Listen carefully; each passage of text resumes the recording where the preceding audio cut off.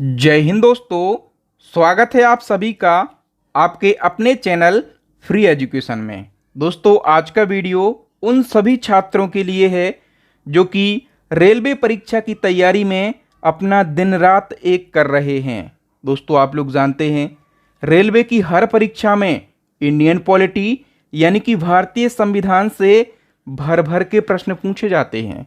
तो दोस्तों आज के इस वीडियो में हम अभी तक रेलवे के डिफरेंट एग्जाम में पूछे गए इंडियन पॉलिटी यानी कि भारतीय संविधान के सभी महत्वपूर्ण प्रश्नों को एकदम आसान भाषा में विथ एक्स्ट्रा फैक्ट के साथ में पढ़ने वाले हैं।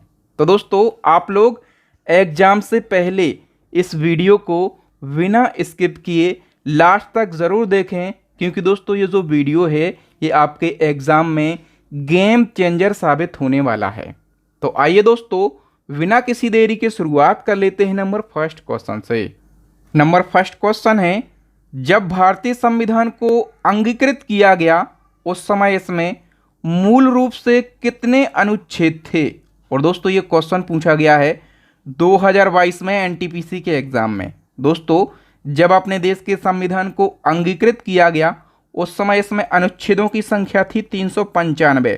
डी ऑप्शन करेक्ट हो जाएगा। मैंने आपसे कहा कि हम हर क्वेश्चन को आसान भाषा में और एक्स्ट्रा फैक्ट के साथ में डिस्कस करेंगे। तो ये रहा क्वेश्चन का सॉल्यूशन। देखो हमारे देश का संविधान 26 नवंबर 1949 को अंगीकृत किया गया था और लागू कब किया गया, तो 26 जनवरी 1950 को हमारे देश का संविधान लागू किया गया। उस समय संविधान में 395 अनुच्छेद, 22 भाग और 8 अनुसूचियां थीं। लेकिन हम बात करें दोस्तों वर्तमान की, तो वर्तमान में भारतीय संविधान में अनुच्छेदों की संख्या बढ़ गई है, 470 हो गई है, लेकिन मूल रूप से अनुच्छेद 395 ही हैं। कैसे? देखो अनुच्छेद जैसे एक है, इसमें संशोधन करेंगे तो अनुच्छेद एक क्लॉज आ जोड़ेंगे, ठीक है, फिर से संशोधन करेंगे तो अनुच्छेद एक क्लॉज बा जोड़ेंगे। तो ऐसे संशोधनों के बाद अनुच्छेदों की संख्या बढ़कर हो गई 470, लेकिन मूल रूप से तो अनुच्छेदों की संख्या उतनी ही रहेगी ना। तो मूल रूप से संख्या 395, 22 भाग हो गए हैं और 12 अनुसूचियां हो गई हैं। भारत का जो संविधान है ये दुनिया का सबसे लंबा लिखित संविधान है। नंबर सेकंड क्वेश्चन है, भारतीय संविधान में कितने देशों की विशेषताएं यानी कि फीचर लिए गए हैं। तो हमारा देश का जो संविधान है दोस्तों इसमें 10 देशों की विशेषताएं ली गई हैं। हमारे देश का जो संविधान है, लोग कहते हैं कि ये कॉपी पेस्ट का संविधान है। नहीं भैया, ये कॉपी पेस्ट का संविधान नहीं है, बल्कि दुनिया के 10 अलग अलग देशों की सर्वश्रेष्ठ विशेषताओं को चुना गया है और उन्हें भारत की ज़रूरतों के अनुसार ढाला गया है। भारत के संविधान के जो स्रोत हैं दोस्तों, किस देश से क्या क्या लिया गया, तो ब्रिटेन से क्या लिया गया, संसदीय प्रणाली और एकल नागरिकता। यहाँ से हमेशा क्वेश्चन पूछे जाते हैं स्रोत से। ब्रिटेन से संसदीय प्रणाली और एकल नागरिकता ली गई है, अमेरिका से मौलिक अधिकार लिए गए हैं और स्वतंत्र न्यायपालिका ली गई है। और यदि हम बात करें और क्या लिया गया, तो प्रस्तावना की यदि हम बात करें, प्रस्तावना का जो विचार है ये भी अमेरिका के संविधान से लिया गया। आयरलैंड से नीति निर्देशक सिद्धांत लिए गए हैं, कनाडा से संघात्मक प्रणाली, ऑस्ट्रेलिया से समवर्ती सूची ली गई है। और जो प्रस्तावना की भाषा है दोस्तों, प्रस्तावना की भाषा ये भी ऑस्ट्रेलिया के संविधान से ली गई है, ठीक है। और जर्मनी से आपातकालीन शक्तियां ली गई हैं, फ्रांस से गणतंत्रात्मक विचारधारा ली गई है, रूस से मूल कर्तव्य लिए गए हैं और समाजवादी सिद्धांत। दक्षिण अफ्रीका से संविधान में संशोधन करने की प्रक्रिया ली गई है, जापान से विधि के द्वारा प्रक्रिया ली गई है, ठीक है। नेक्स्ट क्वेश्चन है, सर्वप्रथम भारत के लिए संविधान सभा के गठन का प्रस्ताव किसने रखा। तो दोस्तों सबसे पहले संविधान सभा के गठन का प्रस्ताव रखा एम.एन. राव ने। एम.एन. राव कौन है, तो इनको संविधान का सलाहकार कहा जाता है। इनने ही सबसे पहले संविधान सभा के गठन का प्रस्ताव रखा। संविधान सभा के द्वारा ही हमारे देश का संविधान तैयार किया गया है, ठीक है। और डिटेल से हम समझ लेते हैं। तो सबसे पहले भारत के लिए संविधान सभा के गठन का प्रस्ताव एम.एन. राव के द्वारा 1934 में रखा गया। इनसे पहले 1929 में पंडित नेहरू जी के द्वारा कांग्रेस के लाहौर अधिवेशन में संविधान सभा के बारे में जिक्र किया गया था। साल 1942 में क्रिप्स मिशन ने भारत में संविधान सभा के गठन की बात को पूरी तरह से स्वीकार कर लिया था, लेकिन 1946 में कैबिनेट मिशन प्रस्ताव के द्वारा इसे व्यवहारिक रूप दिया गया और संविधान सभा ने भारतीय संविधान को तैयार किया था। ठीक है, नेक्स्ट क्वेश्चन है, पंडित जवाहरलाल नेहरू ने किस तिथि को संविधान सभा में उद्देश्य प्रस्ताव प्रस्तुत किया था? तो नेहरू जी ने उद्देश्य प्रस्ताव संविधान सभा में 13 दिसंबर 1946 को प्रस्तुत किया था। ये क्वेश्चन कई बार पूछा जाता है। ठीक है, तो नेहरू जी ने 13 दिसंबर 1946 को संविधान सभा में उद्देश्य प्रस्ताव प्रस्तुत किया था। ये जो प्रस्ताव है, इस प्रस्ताव में भविष्य के भारतीय संविधान के मूल सिद्धांतों और लक्ष्यों की रूपरेखा प्रस्तुत की गई थी। यही प्रस्ताव आगे चलकर भारतीय संविधान की प्रस्तावना का आधार बना था। नेक्स्ट हमारा क्वेश्चन है, भारतीय संविधान के संदर्भ में इनमें से संविधान सभा के निर्वाचित अध्यक्ष कौन थे? निर्वाचित अध्यक्ष दोस्तों ये थे doctor Rajendra Prasad. D option correct हो जाएगा। देखो, भारत के संविधान सभा के संदर्भ में डॉक्टर राजेंद्र प्रसाद संविधान सभा के निर्वाचित अध्यक्ष थे। इन्हें 11 दिसंबर 1946 को संविधान सभा का स्थायी अध्यक्ष निर्वाचित किया गया और जो सच्चिदानंद सिन्हा हैं, इनको संविधान सभा का अस्थायी अध्यक्ष बनाया गया था। ठीक राजेंद्र प्रसाद के अध्यक्ष बनने से 2 दिन पहले 9 दिसंबर 1946 को सच्चिदानंद सिन्हा, जो कि संविधान सभा के सबसे बुजुर्ग व्यक्ति थे, इनको अस्थायी अध्यक्ष चुना गया था। दोस्तों, वीडियो में आगे बढ़ने से पहले आप लोगों के लिए एक बहुत बड़ी खुशखबरी है। मुझे पता है कि आपके एग्ज़ाम के लिए बहुत कम समय बचा है, एग्ज़ाम एकदम सिर पर आ गया है, तो इसके लिए हमने अपने चैनल की 3 ई बुक्स को लॉन्च कर दिया है। जो पहली हमारी ई बुक है, ये स्टैटिक जीके की रामबाण ई बुक है। इसमें दोस्तों रेलवे के द्वारा पूछे गए 5000 से ज़्यादा क्वेश्चन का कलेक्शन किया गया है सब्जेक्ट वाइज। जो दूसरी हमारी ई बुक है, ये करंट अफेयर्स की ई बुक है। इसमें आपको मंथली करंट अफेयर्स तो मिल जाएगा, साथ में आपको टॉपिक वाइज करंट अफेयर्स भी मिल जाएगा, जैसे अपॉइंटमेंट है, वर्तमान में कौन क्या है, अवार्ड है, इंडेक्स है, रैंकिंग है, ब्रांड एम्बेसडर है, ये सारे टॉपिक आपको मिल जाएंगे। जो तीसरी ई बुक है, ये साइंस की रामबाण ई बुक है। इसमें भी 5000 से ज़्यादा क्वेश्चन का कलेक्शन किया गया है, प्रीवियस ईयर में पूछे गए।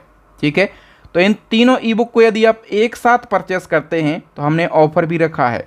मात्र आपको 150 रुपये का पेमेंट करना है इस QR कोड पर, और जैसे ही आपका पेमेंट सक्सेस हो जाता है, स्क्रीनशॉट आपको इस व्हाट्सएप नंबर पर सेंड करना है। हमें स्क्रीनशॉट मिलने के 5 सेकंड के बाद ये तीनों ई बुक आपको व्हाट्सएप पर ही सेंड कर दी जाएंगी। तो बेस्ट ई बुक को परचेस करने का ये आसान सा तरीका है। ई बुक को आप ज़रूर परचेस करना, मैं गारंटी से बोल सकता हूँ आप एग्ज़ाम में सिलेक्शन लेके आएंगे। नेक्स्ट हमारा क्वेश्चन है, भारतीय संविधान को लिखने वाली संविधान सभा के उपाध्यक्ष कौन थे? अब संविधान सभा के उपाध्यक्ष पूछे गए हैं दोस्तों। उपाध्यक्ष कौन थे? HC मुखर्जी थे। ठीक है, पूरा नाम क्या है? तो हरेंद्र कुमार मुखर्जी, और इनको 11 दिसंबर 1946 को उपाध्यक्ष निर्वाचित किया गया। जब राजेंद्र प्रसाद अध्यक्ष बने थे तब इनको उपाध्यक्ष निर्वाचित किया गया संविधान सभा का। Next and most important question है दोस्तों, मसौदा समिति के अध्यक्ष कौन थे जिनके पास संविधान का मसौदा तैयार करने का काम था? तो मसौदा कमेटी के चेयरमैन थे डॉक्टर साहब VR अम्बेडकर। डिटेल की हम बात कर लेते हैं। तो देखो, भारतीय संविधान बनाने के लिए 9 अगस्त 1947 को संविधान सभा ने मसौदा, या फिर इसको हम कहते हैं प्रारूप समिति का गठन किया है। इसको इंग्लिश में ड्राफ्टिंग कमेटी कहते हैं। और इस समिति का काम क्या था? भारतीय संविधान का प्रारूप तैयार करना। और इस समिति का अध्यक्ष बनाया गया डॉक्टर साहब VR अम्बेडकर के लिए। और इस समिति में टोटल कितने सदस्य थे? तो 7 सदस्य थे। इस समिति के 7 सदस्यों के नाम याद रखना। अम्बेडकर साहब क्या थे? अध्यक्ष थे। N गोपाल स्वामी अयंगर सदस्य, अलादी कृष्ण स्वामी अय्यर सदस्य, KM मुंशी सदस्य, मोहम्मद सादुल्ला सदस्य, VL मित्तल सदस्य थे। बाद में VL मित्तल ने त्यागपत्र दे दिया था। साथ में थे DB खेतान, और ये भी सदस्य थे, और इनका बाद में निधन हो गया था। ठीक है, तो यहाँ से भी क्वेश्चन पूछे जाते हैं। जब VL मित्तल ने दोस्तों त्यागपत्र दिया तो इनके स्थान पर एन माधव राव को सदस्य बनाया गया। डीपी खेतान का निधन हुआ तो इनके स्थान पर टीटी कृष्णमाचार्य को नॉमिनेट किया गया।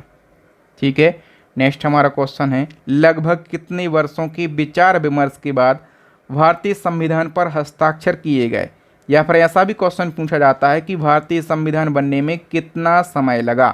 तो भारतीय संविधान बनने में लगभग 3 वर्ष का समय लगा। यदि हम बात करें एग्जिट कितना समय लगा, तो दोस्तों 2 वर्ष 11 महीने और 18 दिन का समय लगा भारतीय संविधान बनने में। नेक्स्ट क्वेश्चन है, स्वतंत्र भारत के प्रथम विदेश मंत्री कौन थे? स्वतंत्र भारत के प्रथम विदेश मंत्री पंडित जवाहरलाल नेहरू थे। ठीक है, स्वतंत्र भारत का जो मंत्रिमंडल है, यहाँ से कई बार क्वेश्चन पूछ लिए जाते हैं।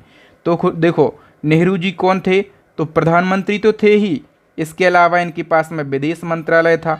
पटेल साहब के पास में गृह मंत्रालय और सूचना और प्रसारण मंत्रालय था। राजेंद्र प्रसाद कौन थे? खाद्य एवं कृषि मंत्री। अंबेडकर साहब कानून मंत्री थे। मौलाना अबुल कलाम आज़ाद शिक्षा मंत्री थे।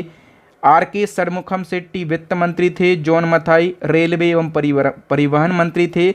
बलदेव सिंह जिनके पास में बल होगा उनको रक्षा मंत्रालय मिलेगा। राजकुमारी अमृता कौर कौन थी? ये स्वास्थ्य मंत्री थी। नेक्स्ट क्वेश्चन है, स्वतंत्र भारत का पहला केंद्रीय बजट किसने पेश किया था? तो इसका करेक्ट आंसर हो जाएगा दोस्तों ऑप्शन बी, जॉन मथाई ने।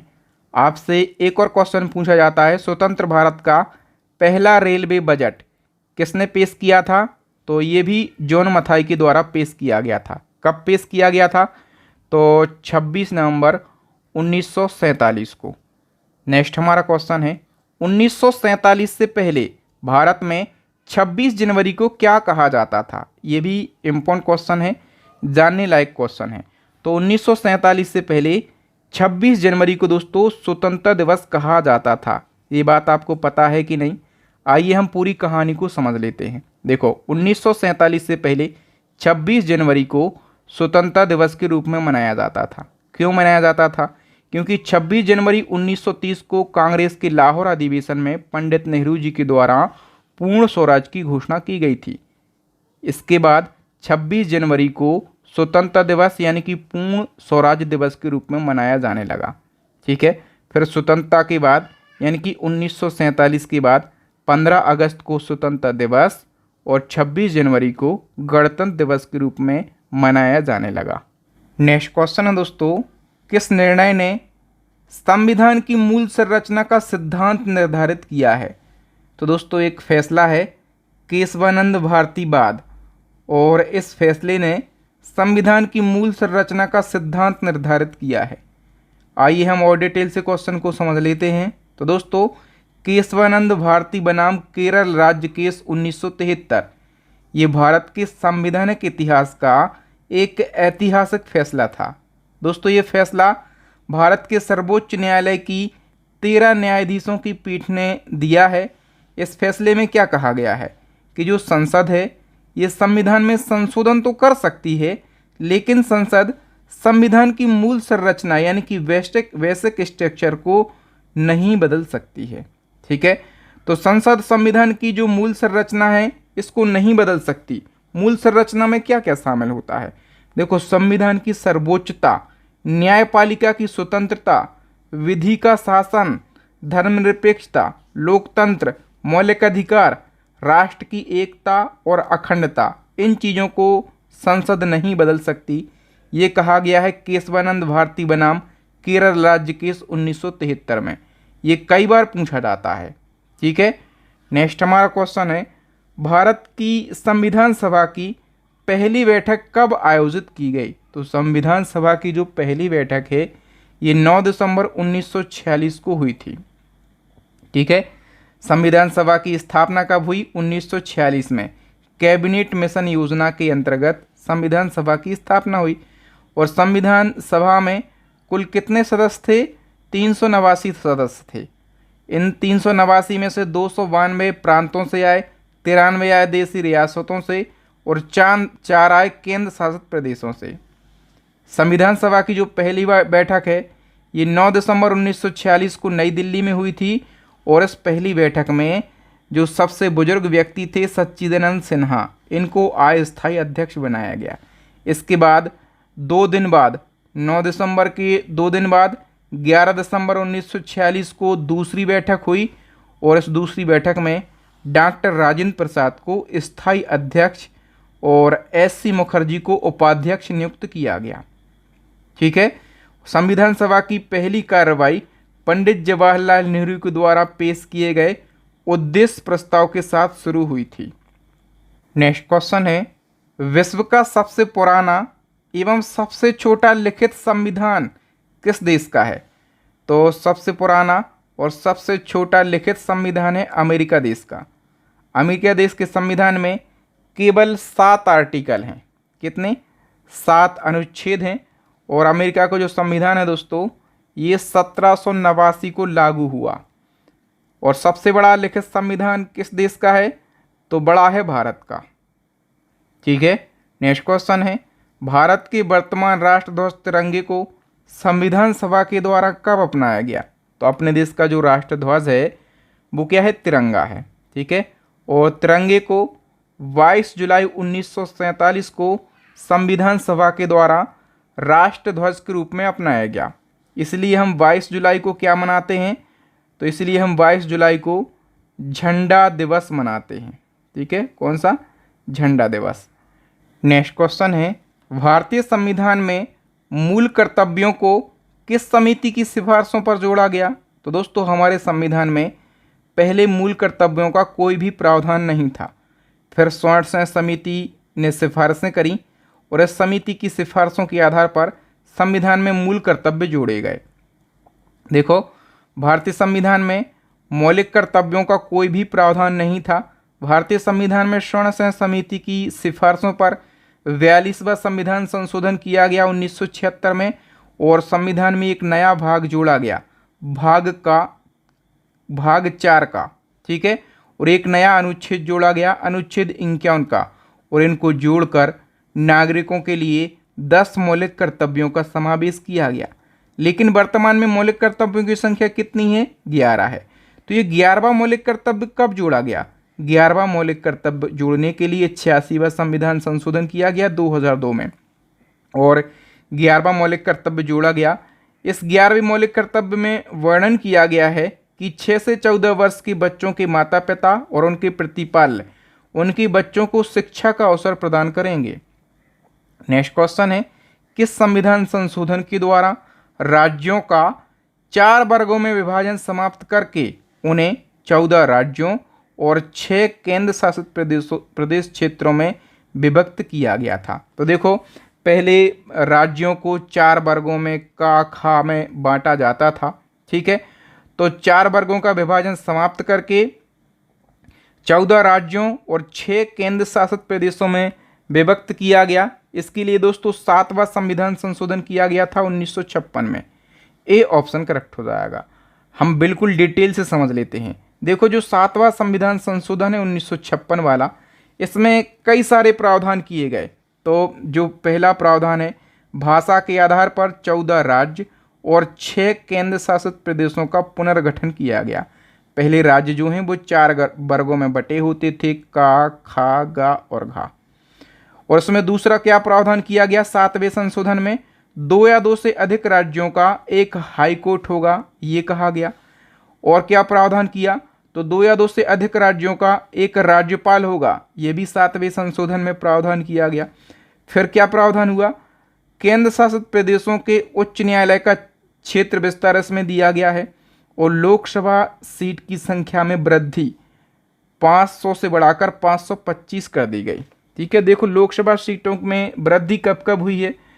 तो एक तो दोस्तों यही 7वां संविधान संशोधन हुआ था। ठीक है। इसमें लोकसभा की सीटें 500 से बढ़ाकर 525 कर दी गई। फिर एक 31वां संशोधन हुआ 1973 में। ठीक है। इसमें 525 से लोकसभा की सीटों को बढ़ाकर 545 कर दिया गया और 1987 में 545 से बढ़ाकर 552 कर दी गई। ठीक है। नेक्स्ट क्वेश्चन है, मुख्यमंत्री की अनुपस्थिति में केंद्र शासित प्रदेशों का प्रभारी निम्नलिखित में से कौन होता है? देखो दोस्तों, 8 केंद्र शासित प्रदेश हैं भारत के।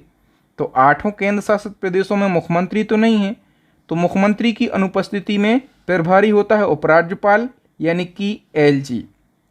जो भारत के केंद्र शासित प्रदेश यानी कि यूनियन टेरिटरी हैं, वो ऐसे क्षेत्र होते हैं जो कि सीधे केंद्र सरकार के कंट्रोल में आते हैं।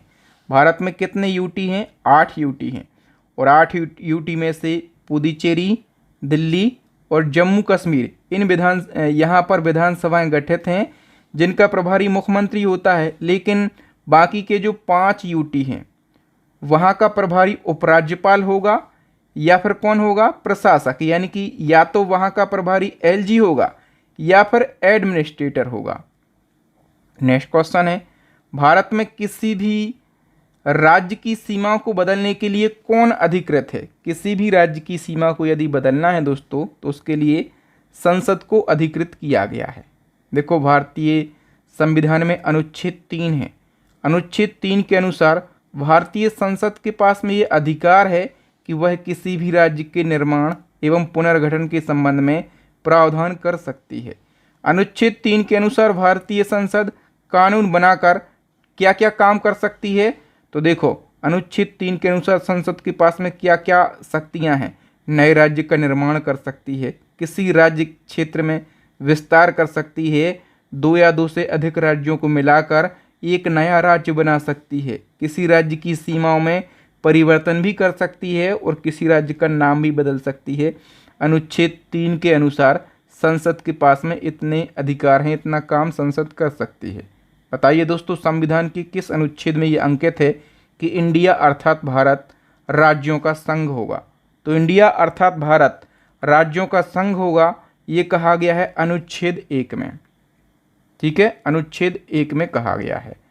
बताइए, भारतीय संविधान के अनुच्छेद 371A में किस राज्य के लिए विशेष प्रावधानों का उल्लेख किया गया है?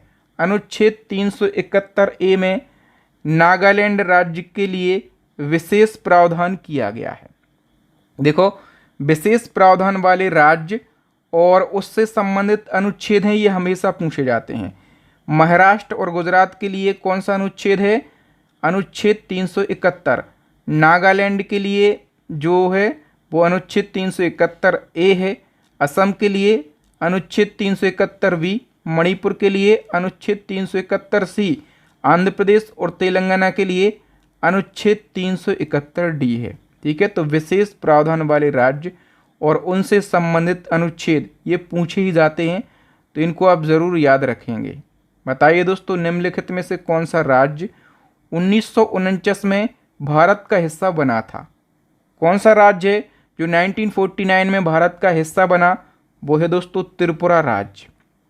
देखो, त्रिपुरा पहले क्या था? एक स्वतंत्र रियासत थी। त्रिपुरा 15 अक्टूबर 1949 को भारत का हिस्सा बना तथा 1 जुलाई 1963 को इसे केंद्र शासित प्रदेश बनाया गया। आगे चलकर जनवरी 1972 को इसे पूर्ण राज्य का दर्जा दिया गया। देखो दोस्तों, त्रिपुरा के अलावा कुछ और राज्य हैं जो कि बाद में भारत में शामिल हुए, जैसे गोवा है। ये भारत में कब शामिल हुआ? 1961 में। गोवा पहले पुर्तगालियों के अधीन था, फिर भारत सरकार ने ऑपरेशन विजय चलाया, ठीक है, और इसके तहत गोवा को भारत में मिलाया गया। इसी क्रम में सिक्किम जो है, सिक्किम 1975 में भारत का हिस्सा बना। सिक्किम को जनमत संग्रह के बाद भारत का 22वां राज्य बनाया गया। और एक और है हैदराबाद, 1948 में ये भारत में विलय हुआ। और पूछा जाता है हैदराबाद को कैसे विलय किया गया? ऑपरेशन पोलो के तहत हैदराबाद को भारत में विलय किया गया। तो गोवा, सिक्किम, हैदराबाद और त्रिपुरा, इन 4 राज्यों के बारे में आपको याद रखना। देखो दोस्तों, मेरी पूरी कोशिश होती है। क्वेश्चन 1 पूछा गया है त्रिपुरा के बारे में, ठीक है, कि ये भारत में कब विलय हुआ त्रिपुरा। फिर इसके बाद इसी क्रम में और कौन कौन से राज्य थे, ठीक है, वो कब भारत में विलय हुए, उनको विलय करने के लिए कौन सा ऑपरेशन चलाया गया, वो सारी बातें, वो सारे फैक्ट मैंने आपको बताए हैं। यही मेरी मेहनत है दोस्तों इस कंटेंट को बनाने में। ये पूरा वीडियो बनाने में पता है 3 दिन का समय लगा है, तब जाके ये वीडियो कंप्लीट हुआ है। और दोस्तों, इसी प्रकार के हर सब्जेक्ट के यदि आप वीडियो चाहते हैं तो कम से कम मैं टारगेट रखता हूँ मुझे इस वीडियो पे 5000 लाइक चाहिए। यदि 5000 लाइक आ जाते हैं तो अगले सब्जेक्ट पर मैं वीडियो बनाऊंगा। आप लोग बताना कि कौन से सब्जेक्ट पर वीडियो बनाना है, तो वो मैं कंटेंट बनाना शुरू कर दूंगा। बताइए दोस्तों, 101वें संविधान संशोधन अधिनियम 2016 के द्वारा कौन सा अनुच्छेद जोड़ा गया? तो 101वें संशोधन के द्वारा अनुच्छेद 279 का जोड़ा गया। डी ऑप्शन करेक्ट हो जाएगा। और ये अनुच्छेद किससे संबंधित है? तो दोस्तों ये जो अनुच्छेद है ये जीएसटी काउंसिल से संबंधित है। ठीक है, इस अनुच्छेद में जीएसटी काउंसिल के गठन, उसकी शक्तियां और कार्यों के बारे में बताया गया है। नेक्स्ट हमारा क्वेश्चन है, संपूर्ण भारत में 3 नए आपराधिक कानून कब लागू किए गए? 3 नए आपराधिक कानून दोस्तों ये पूरे भारत में 1 जुलाई 2024 से लागू किए गए। देखो, पुराने समय के अंग्रेजों के समय के जो 3 कानून चल रहे थे वो कौन कौन से थे? एक था आईपीसी, और दोस्तों आईपीसी जो है इसका फुल फॉर्म है दी इंडियन पेनल कोड। इसकी जगह पर लाया गया वीएनएस यानी कि भारतीय न्याय संहिता। और दूसरा है सीआरपीसी अंग्रेजों के समय का, इसका फुल फॉर्म है क्रिमिनल प्रोसीजर कोड, और इसकी जगह पर लाया गया है भारतीय नागरिक सुरक्षा संहिता। फिर तीसरा है इंडियन एविडेंस एक्ट, और इसकी जगह पर लाया गया है भारतीय साक्ष्य अधिनियम यानी कि इंडियन एविडेंस एक्ट इसको इंग्लिश में कहेंगे। ठीक है, और दोस्तों ये जो 3 नए आपराधिक कानून हैं इनको सामूहिक रूप से भारतीय आपराधिक कानून संहिता के रूप में जाना जाता है। नेक्स्ट क्वेश्चन है, कौन सा अनुच्छेद भारतीय संसद को जातियों, उपजातियों एवं जनजातियों की अनुसूचित जातियों की सूची यानी कि एससी की सूची में शामिल करने या बाहर करने की शक्ति प्रदान करता है? तो वो कौन सा अनुच्छेद है दोस्तों? वो है अनुच्छेद 341। वी ऑप्शन करेक्ट हो जाएगा। नेक्स्ट क्वेश्चन है, अनुच्छेद 72 के अनुसार कैसे सजा माफ करने या सजा में हेरफेर करने की शक्ति प्राप्त है? तो देखो दोस्तों, जो अनुच्छेद 72 है ये राष्ट्रपति को क्षमादान संबंधी शक्तियां प्रदान करता है। इस अनुच्छेद के अनुसार भारत के जो राष्ट्रपति हैं वो किसी व्यक्ति की फांसी की सज़ा को उम्र कैद में बदल सकते हैं, उम्र कैद की सज़ा को कम कर सकते हैं या फिर माफ़ भी कर सकते हैं।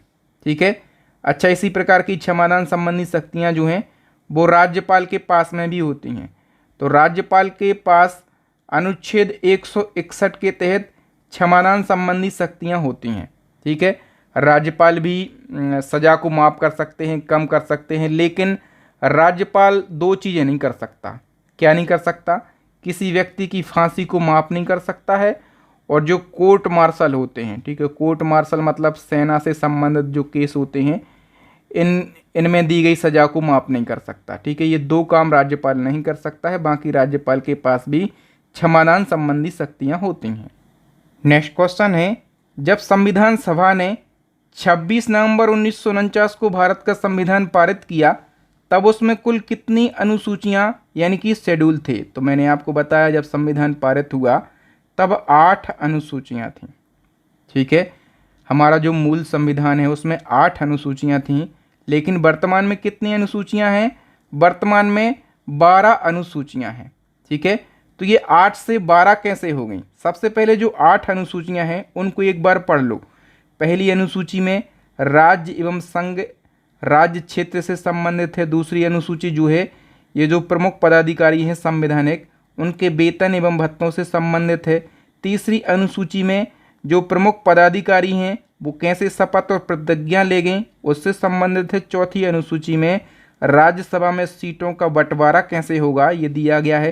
पांचवी अनुसूची में अनुसूचित क्षेत्रों और अनुसूचित जनजातियों का प्रशासन कैसे चलेगा ये बताया है। छठी अनुसूची में असम, मेघालय, त्रिपुरा और मिजोरम राज्यों के जनजातीय क्षेत्रों के प्रशासन के बारे में उपबंध किए गए हैं। सातवीं अनुसूची दोस्तों ये संघ एवं राज्यों के बीच में शक्तियों का बंटवारा करती है। ठीक है, इसी के सातवीं अनुसूची में ही संघ सूची, राज्य सूची और समवर्ती सूची है। आठवीं अनुसूची की हम बात करें तो इसमें भाषाएं दी गई हैं। आठवीं अनुसूची में टोटल 22 भाषाओं को मान्यता दी गई है। देखो 8 अनुसूचियां ये तो हमने बात करी जो कि हमारे मूल संविधान में थी। अब 9वीं अनुसूची से हमें शुरू करना है। 9वीं अनुसूची कब जोड़ी गई? 9वीं अनुसूची को जोड़ने के लिए संविधान में पहला संशोधन किया गया था 1951 में। और 9वीं अनुसूची में क्या प्रावधान है? भूमि सुधार और जमींदारी उन्मूलन आदि से जुड़े कानून इसमें हैं। फिर 10वीं अनुसूची कब जोड़ी गई? 52वां संशोधन किया गया 1985 में। 10वीं अनुसूची में दल बदल विरोधी कानून हैं। 11वीं अनुसूची 73वां संशोधन करके 1992 में जोड़ी गई। 11वीं अनुसूची में पंचायती राज के प्रावधान हैं। 12वीं अनुसूची 74वां संविधान संशोधन करके 1992 में जोड़ी गई। इसमें नगर निगम के प्रावधान दिए गए हैं। तो ये टोटल 12 अनुसूचियाँ, इनको आप ज़रूर याद रखेंगे। फिर बताइए दोस्तों, नेक्स्ट क्वेश्चन है, संघ सूची, राज्य सूची और समवर्ती सूची भारतीय संविधान की किस अनुसूची में शामिल हैं? तो इसके बारे में मैंने आपको अभी बता दिया है। जो सूचियां हैं वो 7वीं अनुसूची में शामिल हैं। ठीक है, भारतीय संविधान की जो 7वीं अनुसूची है, इसमें केंद्र और राज्य सरकारों के बीच शक्तियों का बंटवारा किया गया है। 7वीं अनुसूची में 3 सूचियां हैं। एक संघ सूची, इसमें वो विषय शामिल होते हैं जिन पर केवल केंद्र सरकार कानून बना सकती है, जैसे रक्षा है, विदेश मामले, रेलवे, इन पर केवल केंद्र सरकार कानून बना सकती है। दूसरी होती है राज्य सूची। राज्य सूची में वो विषय होते हैं जिन पर केवल राज्य सरकार कानून बना सकती है, जैसे पुलिस है, स्वास्थ्य है, कृषि है। ठीक है। समवर्ती सूची की हम बात करें तो इसमें वो विषय होते हैं जिन पर केंद्र और राज्य दोनों सरकारें कानून बना सकती है, जैसे एजुकेशन है, ठीक है, वन है, विवाह है यानी कि शादी है। ठीक है, इन पर दोनों सरकारें कानून बना सकती हैं। बताइए, किस संविधान संशोधन में सिंधी भाषा को मूल संविधान की 8वीं अनुसूची में जोड़ा गया? तो सिंधी भाषा को मूल संविधान की 8वीं अनुसूची में जोड़ा गया। इसके लिए 21वां संशोधन किया गया था 1967 में। देखो दोस्तों, मूल संविधान की जो 8वीं अनुसूची है, इसमें केवल पहले 14 भाषाएं थीं। 8वीं अनुसूची में पहले 14 भाषाएं थीं, परंतु अभी 8वीं अनुसूची में 22 भाषाएं हैं। तो ये 14 से 22 कैसे हो गई? यहाँ से क्वेश्चन हमेशा पूछे जाते हैं। देखो, 14 से 15वीं जोड़ी गई सिंधी भाषा, और 15वीं भाषा जोड़ने के लिए 21वां संशोधन हुआ 1967 में। फिर दोस्तों एक संशोधन हुआ 71वां। सिंधी जब जुड़ी तो सिंधी कौन सी भाषा बनी? 15वीं। फिर 71वां संशोधन जब हुआ दोस्तों 1993 में, तो 71वें संशोधन में 3 भाषाएं जोड़ी गई, नेपाली, मणिपुरी और कोंकणी। तो यहाँ से हमें एक शब्द याद रखना है, नमक। आप पढ़ेंगे जो नमक है वो 71 रुपये किलो है। ठीक है, तो 71वें संशोधन में नमक जोड़ा गया। नमक मतलब नेपाली, मणिपुरी और कोंकणी। तो 15 और 3 कितनी हो जाती हैं? 18 भाषाएं हो जाती हैं। फिर 92वां संशोधन होता है दोस्तों 2003 में, और यहाँ पर 4 भाषाएं और जोड़ ली जाती हैं। ठीक है, बोडो, डोंगरी, मिथिला और संथाली। तो गणित में आप लोग पढ़ते हैं, BDMS पढ़ते हैं ना। ठीक है, तो 18 और 4 अब कितनी हो गई हैं? 8वीं अनुसूची में 22 भाषाएं हो गई हैं। यहाँ से क्वेश्चन पूछे जाते हैं। नेक्स्ट क्वेश्चन है, भारत में भूमि सुधार से जुड़े कानूनों को संविधान की किस अनुसूची में डाला गया है ताकि ये कानून किसी भी मौलिक अधिकार के उल्लंघन के कारण रद्द ना किए जा सकें? तो भूमि सुधार से जुड़े जो कानून हैं दोस्तों, वो संविधान की 9वीं अनुसूची में डाले गए हैं। और डिटेल से हम क्वेश्चन को समझ लेते हैं। देखो, भारत में जब भूमि सुधार किए गए तो कई बार ये मामला अदालत में गया और कहा गया कि जो ज़मीन छीनना है वो व्यक्तियों के मौलिक अधिकारों का उल्लंघन करना है। ठीक है, कई सारे ऐसे मामले कोर्ट में गए। लोगों ने कहा कि आप हमारी भूमि नहीं छीन सकते हैं, भले ही वो शासकीय कार्य के लिए जा रही हो। तो लोग कोर्ट में जाते थे कि ज़मीन जो है वो हमारा मौलिक अधिकार है। तो इसके लिए सरकार ने संविधान में पहला संशोधन किया 1951 में, और इसके लिए एक अनुच्छेद जोड़ा, अनुच्छेद 31 भी। ठीक है, और 9वीं अनुसूची भी बनाई गई। इस अनुसूची में जो भी कानून डाले गए हैं उन्हें न्यायिक समीक्षा से बचाने की कोशिश की गई है। मतलब अगर कोई कानून 9वीं अनुसूची में है तो उसे मौलिक अधिकारों का उल्लंघन बताकर अदालत में चुनौती नहीं दी जा सकती है। ठीक है, इसलिए भूमि पर आपका मालिकाना हक तो है, लेकिन सरकार जब चाहे उस भूमि को छीन सकती है। आप ना हाई कोर्ट जा सकते हैं, ना सुप्रीम कोर्ट जा सकते हैं। नेक्स्ट क्वेश्चन है दोस्तों, भारत के केंद्रीय मंत्रियों को शपथ और प्रतिज्ञा कैसे लेनी है, इसकी जानकारी संविधान की किस अनुसूची में दी गई है? तो केंद्रीय मंत्रियों को शपथ और प्रतिज्ञा कैसे लेनी है, इसकी जानकारी दोस्तों तीसरी अनुसूची में दी गई है। ठीक है, भारतीय संविधान की जो तीसरी अनुसूची है, इसमें बताया गया है कि कौन कौन से पदों पर नियुक्त व्यक्ति कैसी शपथ या प्रतिज्ञा लेंगे। इसमें राष्ट्रपति, उपराष्ट्रपति, राज्यपाल, न्यायाधीशों, सांसदों और केंद्रीय मंत्रियों, सीएजी आदि की शपथ का पूरा फॉर्मेट दिया गया है तीसरी अनुसूची में। देखो, जब कोई व्यक्ति केंद्रीय मंत्री बनता है तो वह दो शपथें लेता है। एक तो लेता है अपने कर्तव्य की शपथ, ठीक है, दूसरी लेता है दोस्तों वो गोपनीयता की शपथ। इन दोनों प्रकार की शपथ का वर्णन तीसरी अनुसूची में किया गया है। नेक्स्ट क्वेश्चन है, भारतीय संविधान के किस भाग में मौलिक अधिकारों का वर्णन किया गया है? तो देखो, मौलिक अधिकारों का वर्णन मिलेगा भाग 3 और अनुच्छेद 12 से लेकर 35 तक। फिर इसी क्रम में एक और क्वेश्चन बनेगा दोस्तों, किस संशोधन के द्वारा मौलिक अधिकारों की संख्या को 7 से घटाकर 6 कर दिया गया? देखो, पहले मौलिक अधिकार कितने थे? 7, लेकिन अब कितने बचे हैं? अब 6 बचे हैं। ठीक है, और ये बदला हुआ था 44वें संविधान संशोधन के द्वारा। ठीक है, देखो, मूल रूप से भारतीय संविधान में 7 फंडामेंटल राइट थे। फिर 44वां संशोधन होता है 1978 में, और इस संशोधन के द्वारा संपत्ति के अधिकार को मौलिक अधिकारों की सूची से हटाकर भारतीय संविधान के अनुच्छेद 300A में एक कानूनी अधिकार के रूप में रखा गया। ठीक है, याद रखना, अब संपत्ति के अधिकार जो है केवल कानूनी अधिकार है और इसको अनुच्छेद 300A में रखा गया है। इस प्रकार मौलिक अधिकारों की संख्या 7 से घटकर 6 हो गई है, और ये संशोधन प्रधानमंत्री मोरारजी देसाई के कार्यकाल में किया गया था। नेक्स्ट क्वेश्चन है, आपातकाल के समय किस अनुच्छेद को निलंबित नहीं किया जा सकता? तो देखो दोस्तों, जब आपातकाल लगता है तो जितने भी हमारे मौलिक अधिकार के अनुच्छेद हैं वो निलंबित किए जा सकते हैं, लेकिन अनुच्छेद 20 और अनुच्छेद 21 में दिए गए मौलिक अधिकारों को निलंबित नहीं किया जा सकता है। और डिटेल से हम समझ लेते हैं। भारतीय संविधान में 6 मौलिक अधिकार दिए गए हैं। जब भारत में इमरजेंसी लागू होता है तब सरकार कुछ मौलिक अधिकारों को निलंबित कर सकती है, लेकिन अनुच्छेद 20 और अनुच्छेद 21, अनुच्छेद 20 में क्या है?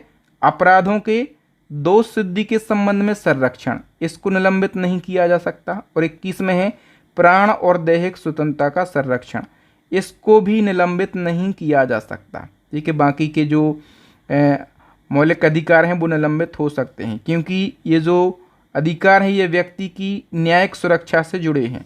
और दोस्तों, ये जो प्रावधान है ये 44वां संशोधन 1978 के द्वारा जोड़ा गया था कि अनुच्छेद 20 और अनुच्छेद 21 को निलंबित नहीं किया जा सकता। नेक्स्ट क्वेश्चन है, भारत के संविधान का कौन सा अनुच्छेद शिक्षा के अधिकार से संबंधित है? तो अनुच्छेद 21 से ये शिक्षा के अधिकार से संबंधित है। ये अनुच्छेद जो है ये बच्चों को 6 से 14 वर्ष की आयु के बच्चों को निःशुल्क और अनिवार्य शिक्षा का अधिकार प्रदान करता है। बताइए दोस्तों, संसद के द्वारा शिक्षा का अधिकार अधिनियम 2009 यानी कि आरटीई एक्ट किस वर्ष पारित किया गया? तो आरटीई एक्ट दोस्तों ये 2009 में पारित किया गया। संसद के द्वारा निःशुल्क और अनिवार्य शिक्षा का अधिकार अधिनियम वर्ष 2009 में पारित हुआ, लेकिन लागू कब हुआ? तो आरटीई एक्ट दोस्तों 1 अप्रैल 2010 को लागू हुआ। ये डेट याद रखना। भारत में शिक्षा का अधिकार जो है ये मौलिक अधिकार के अंतर्गत अनुच्छेद 21A में दिया गया है। और दोस्तों, ये जो व्यवस्था है ये 86वें संशोधन 2002 के अंतर्गत की गई। इसके तहत 6 से 14 वर्ष की आयु के बच्चों को निःशुल्क शिक्षा प्राप्त करने का अधिकार है। नेक्स्ट क्वेश्चन है, गोपनीयता का अधिकार यानी कि राइट टू प्राइवेसी, ये सभी लोग जान लो। इसका उल्लेख भारतीय संविधान में कहाँ पर किया गया है? राइट टू प्राइवेसी, इसका उल्लेख दोस्तों अनुच्छेद 21 में किया गया है। अनुच्छेद 21 में क्या है? जीवन और व्यक्तिगत स्वतंत्रता है इसमें। देखो मैं डिटेल से समझा देता हूँ आपके लिए। देखो भारतीय संविधान में गोपनीयता का अधिकार यानी कि राइट टू प्राइवेसी का सीधा उल्लेख नहीं किया गया, लेकिन सुप्रीम कोर्ट ने 2017 में एक निर्णय दिया और कहा कि ये जो अनुच्छेद है 21 इसी का हिस्सा है राइट टू प्राइवेसी। ठीक है, और ये फैसला के.एस. पुट्टस्वामी बनाम भारत सरकार 2017 केस में दिया गया। और गोपनीय का अधिकार जो है वो एक मौलिक अधिकार है, याद रखना आप लोग। नेक्स्ट क्वेश्चन है, निम्नलिखित में से कौन सा मौलिक अधिकार मूल संविधान में मूलभूत अधिकार नहीं था? तो देखो दोस्तों, जो निजता का अधिकार है यानी कि जो गोपनीयता का अधिकार है, राइट टू प्राइवेसी है, ये हमारे मूल संविधान में नहीं था। ये फैसला तो सुप्रीम कोर्ट ने 2017 में दिया है ना। ठीक है, तो याद रखना प्राइवेसी का अधिकार मूल संविधान में नहीं था, लेकिन अब हमारा मूल अधिकार है। नेक्स्ट क्वेश्चन है, संविधान का वह कौन सा अनुच्छेद है जो संवैधानिक उपचारों का अधिकार प्रदान करता है? तो अनुच्छेद 32 संवैधानिक उपचारों का अधिकार प्रदान करता है। इसी क्रम में दोस्तों एक और क्वेश्चन है, भारतीय संविधान के किन दो अनुच्छेदों में न्यायिक समीक्षा की शक्ति को सर्वाधिक स्पष्ट रूप से व्यक्त किया गया है? तो न्यायिक समीक्षा की शक्ति को अनुच्छेद 32 और अनुच्छेद 226 में व्यक्त किया गया है। देखो दोस्तों, भारत में न्यायिक समीक्षा की शक्ति अनुच्छेद 32 के तहत सुप्रीम कोर्ट को है और अनुच्छेद 226 के तहत हाई कोर्ट को दी गई है। अनुच्छेद 32 जो है सुप्रीम कोर्ट को ये अधिकार देता है कि वह मौलिक अधिकारों के उल्लंघन के मामले में रिट जारी करे, और अनुच्छेद 226 जो है ये हाई कोर्ट को अधिकार देता है कि वह मौलिक अधिकार और अन्य कानूनी अधिकारों की रक्षा के लिए रिट जारी कर सके। और भारतीय संविधान में न्यायिक समीक्षा को अमेरिका देश के संविधान से लिया गया है, ये भी आपको याद रखना है। नेक्स्ट हमारा क्वेश्चन है दोस्तों, डॉक्टर भीमराव अंबेडकर ने भारतीय संविधान के किस अनुच्छेद को संविधान की आत्मा और हृदय कहा है? संविधान की आत्मा और हृदय अंबेडकर साहब ने अनुच्छेद 32 को कहा है। ठीक है, सी ऑप्शन करेक्ट हो जाएगा। नेक्स्ट क्वेश्चन है, भारतीय संविधान में किस संशोधन के द्वारा नागरिकों के लिए मौलिक कर्तव्यों को शामिल किया गया? तो मौलिक कर्तव्य शामिल किए गए 42वां संविधान संशोधन 1976 के द्वारा। नेक्स्ट है, भारतीय संविधान का कौन सा भाग और अनुच्छेद मौलिक कर्तव्यों से संबंधित हैं? तो मौलिक कर्तव्यों से संबंधित हैं संविधान का भाग 4A और अनुच्छेद 51A। नेक्स्ट क्वेश्चन है, भारतीय संविधान में मौलिक कर्तव्यों की सूची में 11वें मौलिक कर्तव्य को किस वर्ष शामिल किया गया था? तो दोस्तों 11वां मौलिक कर्तव्य 2002 में शामिल किया गया। आइए कंप्लीट डिटेल को जान लेते हैं। मूल संविधान में कोई भी मौलिक कर्तव्य नहीं था, लेकिन फिर शौर्य समिति सिफारिश करती है और 42वां संविधान संशोधन होता है 1976 में, और इस संशोधन के द्वारा संविधान में एक नया भाग 4 का जोड़कर नागरिकों के लिए 10 मौलिक कर्तव्यों का समावेश किया गया। ठीक है, कब? 1976 में। लेकिन वर्तमान में 11 मूल कर्तव्य हैं। तो ये 11वां मौलिक कर्तव्य कहाँ से आ गया? इसके लिए अलग से एक संशोधन हुआ था, 86वां संशोधन 2002 में। ठीक है, और इसके द्वारा शिक्षा का अधिकार प्रदान करने के लिए एक नया अनुच्छेद 51A भी जोड़ा गया। इस कर्तव्य के अनुसार अभिभावकों का ये कर्तव्य होगा कि वे अपने 6 से 14 वर्ष के बच्चों को शिक्षा प्राप्त करने का अवसर प्रदान करें। नेक्स्ट क्वेश्चन है दोस्तों, संविधान का पालन करना, राष्ट्रगान और राष्ट्रध्वज का सम्मान करना हमारे संविधान में शामिल कौन सा मौलिक कर्तव्य है? तो दोस्तों ये पहला मौलिक कर्तव्य है कि हम सबसे पहले तो संविधान का पालन करें, राष्ट्रगान और राष्ट्रध्वज का सम्मान करें। ये पहला मौलिक कर्तव्य है। आपको 11 मौलिक कर्तव्यों के बारे में पता है कि नहीं? देखो, संविधान के भाग 4A अनुच्छेद 51A में 11 मौलिक कर्तव्यों का वर्णन किया गया है। ये 11 मौलिक कर्तव्य मैंने यहाँ पर लिख दिए हैं, एक बार आप लोग मेरे साथ पढ़ लो। देखो, पहला कर्तव्य है हमारा संविधान, राष्ट्रध्वज और राष्ट्रगान का सम्मान करना। दूसरा है स्वतंत्रता संग्राम के आदर्शों को अपनाना, भारत की संप्रभुता, एकता और अखंडता की रक्षा करना, देश की रक्षा करना और आवश्यकता पड़ने पर सेवा के लिए तत्पर रहना। पांचवा है सभी लोगों में भाईचारा की भावना बढ़ाना।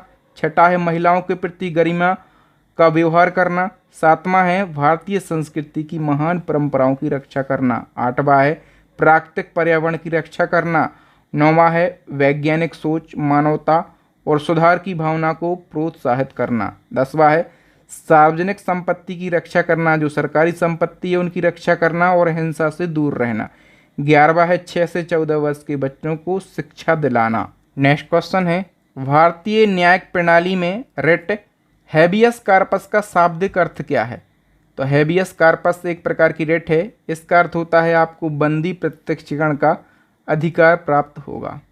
देखो दोस्तों, यदि किसी व्यक्ति को अवैध रूप से पुलिस हिरासत में ले लेती है या फिर उसकी स्वतंत्रता छीन लेती है, वो कहीं पर घूम रहा था पार्क में, उसको पुलिस ने पकड़ लिया, तो हैबियस कार्पस यानी कि बंदी प्रत्यक्षीकरण जो रिट है दोस्तों, ये अदालत के द्वारा जारी की जाती है।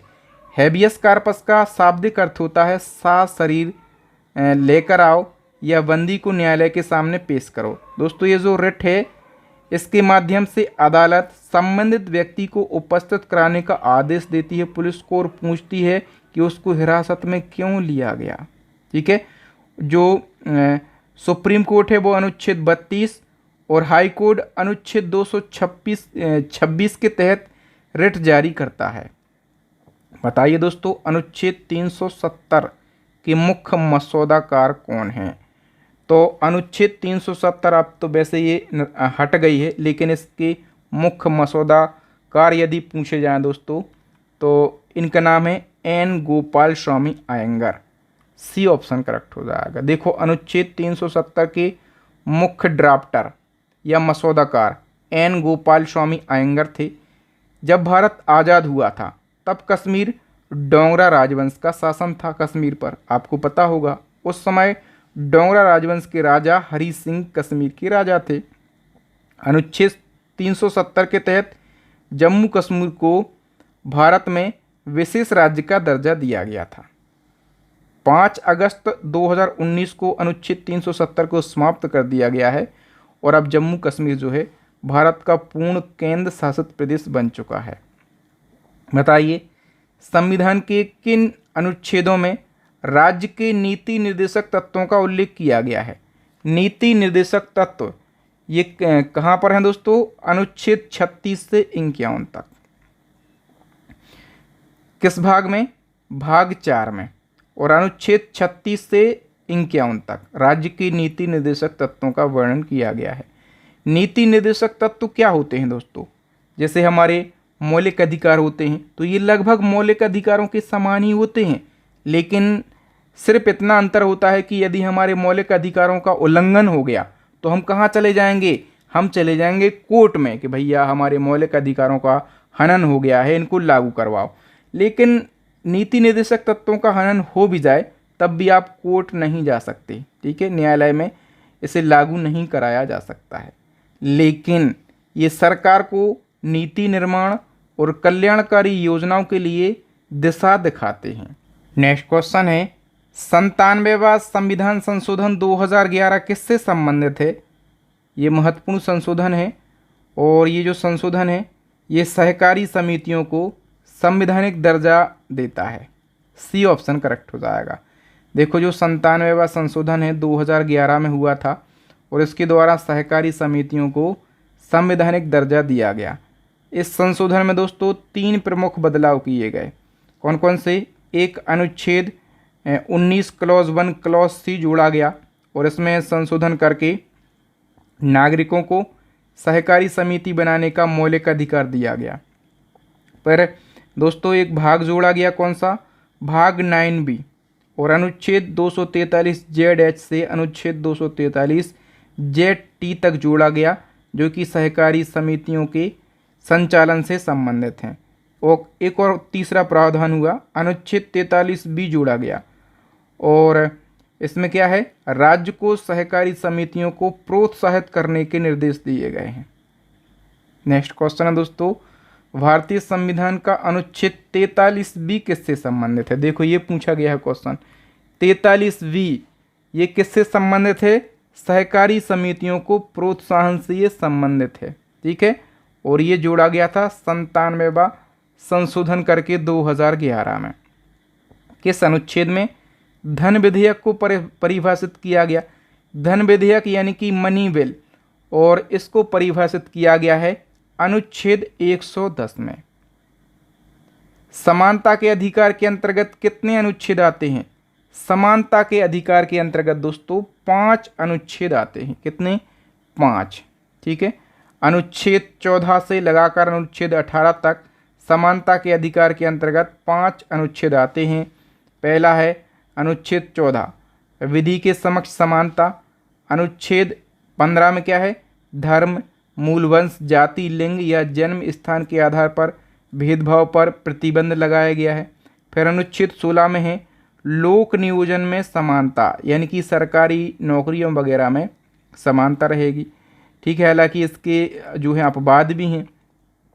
अनुच्छेद 17 में क्या है? अस्पृश्यता यानी कि छुआछूत का अंत, और 18 में है उपाधियों का अंत, ठीक है। तो ये है समानता के अधिकार, इनमें 5 अनुच्छेद आते हैं। फिर बताओ, संविधान के किस अनुच्छेद में अल्पसंख्यकों के हितों के संरक्षण की व्यवस्था की गई है? अल्पसंख्यकों के हितों के संरक्षण की व्यवस्था आर्टिकल 29 में की गई है। किस अनुच्छेद में ग्राम पंचायतों के गठन का प्रावधान किया गया है? अनुच्छेद 40 में ग्राम पंचायतों के गठन का प्रावधान किया गया है।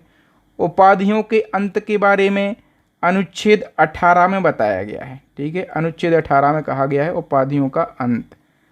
फिर दोस्तों बताओ, संविधान के इनमें से किस अनुच्छेद में केंद्रीय बजट को वार्षिक वित्तीय विवरण के रूप में संदर्भित किया गया है? तो देखो, हमारे संविधान में केंद्रीय बजट का कहीं पर भी उल्लेख नहीं है, ठीक है। केंद्रीय बजट को वार्षिक वित्तीय विवरण के रूप में बताया गया है, और इंग्लिश में हम इसको क्या कहते हैं? Annual financial statement. बजट शब्द कहीं पर भी नहीं मिलेगा, ठीक है।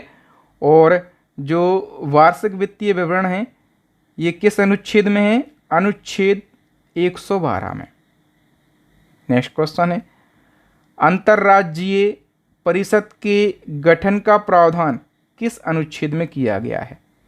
तो करेक्ट आंसर हो जाएगा दोस्तों अनुच्छेद 263। किस अनुच्छेद के द्वारा राष्ट्रपति द्वारा राज्यों में राष्ट्रपति शासन लगाया जाता है? तो राष्ट्रपति शासन राष्ट्रपति 356 के तहत लगाते हैं। देखो, राष्ट्रपति के पास में आपातकालीन शक्तियां होती हैं, ठीक है। और राष्ट्रपति के पास में 3 मुख्य रूप से आपातकालीन शक्तियां होती हैं। एक होती है राष्ट्रीय आपातकाल, जो कि अनुच्छेद 352 के तहत राष्ट्रपति लगाते हैं यदि देश में युद्ध, बाह्य आक्रमण की स्थिति पैदा हो जाए, ठीक है, तो आपातकाल लग सकता है, इमरजेंसी। और अब तक राष्ट्रीय आपातकाल 3 बार लग चुका है, ठीक है। फिर दोस्तों दूसरी शक्ति होती है राष्ट्रपति जी के पास में राष्ट्रपति शासन। 356 के तहत राष्ट्रपति राज्यों में राष्ट्रपति शासन लगा सकते हैं। तीसरी शक्ति होती है वित्तीय आपातकाल। 360 के तहत राष्ट्रपति देश में आर्थिक संकट की यदि स्थिति बन जाए तो वित्तीय आपातकाल लगा सकते हैं, लेकिन अभी तक ना स्थिति ऐसी बनी है कि वित्तीय आपातकाल लगाना पड़े, और भगवान से यही प्रे करूंगा कि ऐसी स्थिति कभी ना बने। फिर बताओ, निम्न में से भारतीय संविधान के किस अनुच्छेद का उपयोग अभी तक नहीं हुआ? बताओ, अभी तक किसका उपयोग नहीं हुआ है? वित्तीय आपातकाल नहीं लगा है, ठीक है, और ना ही कभी ये लगेगा, ठीक है दोस्तों। नेक्स्ट है, भारतीय संविधान का अनुच्छेद 368 किससे संबंधित है? 368 संविधान में संशोधन करने की प्रक्रिया से संबंधित है। और संविधान में संशोधन करने की प्रक्रिया कहाँ से ली गई है? ये साउथ अफ्रीका के संविधान से ली गई है। बताइए, राज्यों के लिए विधान परिषद का उल्लेख किस अनुच्छेद में है? विधान परिषद यानी कि लेजिस्लेटिव काउंसिल, इसका उल्लेख दोस्तों ये किया गया है आर्टिकल 169 में। वी ऑप्शन करेक्ट हो जाएगा। देखो दोस्तों, 3 अनुच्छेद यहाँ से याद रखना है। एक अनुच्छेद 168, इसके अनुसार प्रत्येक राज्य में एक विधानमंडल यानी कि लेजिस्लेटर होगा। फिर एक है 169, इसमें राज्यों में विधान परिषद की रचना और उनकी समाप्ति का उल्लेख है। फिर है 170, इसमें राज्यों की विधानसभा की संरचना का वर्णन किया गया। 168, 169 और 170 क्रम से आपको याद रख लेना है। ठीक है, बताइए, राज्यपाल अध्यादेश जारी कर सकता है, यह कौन सा अनुच्छेद उपबंधित करता है? राज्यपाल अध्यादेश जारी कर सकता है, ये अनुच्छेद 213 में वर्णन किया गया है। ठीक है, और राष्ट्रपति अध्यादेश जारी करता है किस अनुच्छेद के तहत? राष्ट्रपति का ही बताओ। राष्ट्रपति 123 के तहत अध्यादेश जारी करते हैं। ठीक है, राष्ट्रपति 123 और राज्यपाल 213। ठीक है, सब अंक लगभग सेम है, 2 को आगे कर देना है तो ये राज्यपाल का हो जाएगा। ठीक है, डिटेल से हम समझ लेते हैं। देखो, अनुच्छेद 123 मैंने आपको बताया, इसके तहत राष्ट्रपति की अध्यादेश जारी करने की शक्ति होती है जब संसद का सत्र नहीं चल रहा हो, लेकिन कोई ऐसा मामला सामने आता है जिस पर तुरंत कानून बनाने की आवश्यकता होती है, तब राष्ट्रपति को यह अधिकार होता है कि वह अध्यादेश जारी कर सकता है। यह अध्यादेश तब तक लागू रहता है जब तक संसद उसे पारित या फिर अस्वीकार नहीं कर देती। संसद के सत्र के शुरू होने के 6 सप्ताह के भीतर यदि इसे कानून में नहीं बदला गया तो ये स्वतः समाप्त हो जाता है। ठीक है, ये होता है अध्यादेश जारी करने की शक्ति राष्ट्रपति के पास में होती है अनुच्छेद 123 के तहत, और अनुच्छेद 213 के तहत राज्यपाल राज्यों के लिए अध्यादेश जारी कर सकते हैं। बताइए, राष्ट्रपति किस अनुच्छेद के अंतर्गत लोकसभा और राज्यसभा की संयुक्त बैठक बुला सकते हैं? तो देखो, लोकसभा और राज्यसभा की जो संयुक्त बैठक है कौन बुला सकते हैं? राष्ट्रपति बुला सकते हैं। किस अनुच्छेद के तहत? तो अनुच्छेद 108 के तहत।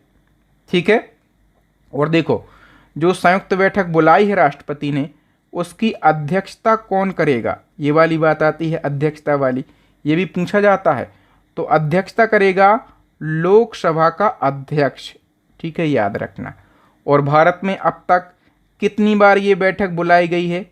तो अब तक संयुक्त बैठक जो है 3 बार बुलाई गई है। ठीक है, संविधान के किस अनुच्छेद में उपराष्ट्रपति के पद का उल्लेख है? उपराष्ट्रपति के पद का उल्लेख अनुच्छेद 63 में किया गया है। ठीक है, अनुच्छेद 63 से लगाकर 73 तक ये उपराष्ट्रपति से संबंधित अनुच्छेद हैं। बताइए, निजी भवनों के ऊपर राष्ट्रध्वज फहराने का अधिकार संविधान के किस अनुच्छेद में वर्णित है? करेक्ट आंसर हो जाएगा दोस्तों, अनुच्छेद क्लॉज 1 क्लॉज का में वर्णित है राष्ट्रध्वज फहराने का अधिकार। ठीक है, ये एक्चुअल में ये राष्ट्रध्वज फहराना अभिव्यक्ति की स्वतंत्रता के अंतर्गत ही आता है। बताओ, संविधान के निर्माताओं की सोच भारत के संविधान के किस हिस्से में दिखाई देती है? तो जो संविधान निर्माता थे उनकी सोच हमें मिल जाएगी प्रस्तावना में देखने के लिए। ठीक है, संविधान के जो निर्माता हैं उनकी सोच भारत के संविधान की प्रस्तावना में दिखाई देती है। संविधान की जो प्रस्तावना है वो अमेरिका देश के संविधान से प्रेरित है, और प्रस्तावना की जो भाषा है वो ऑस्ट्रेलिया के संविधान से ली गई। देखो, प्रस्तावना का विचार अमेरिका के संविधान से, प्रस्तावना की जो भाषा है ऑस्ट्रेलिया के संविधान से ली गई है। प्रस्तावना में पूरे संविधान का सार दिया गया है। बताओ, संविधान के लागू होने के बाद भारत में नागरिकता पाने और गंवाने से संबंधित प्रावधान किस अधिनियम से तय होते हैं? तो इसके लिए नागरिकता अधिनियम है 1955। ठीक है, भारतीय नागरिकता कितने तरीकों से प्राप्त की जा सकती है? तो भारतीय नागरिकता 5 तरीकों से प्राप्त की जा सकती है।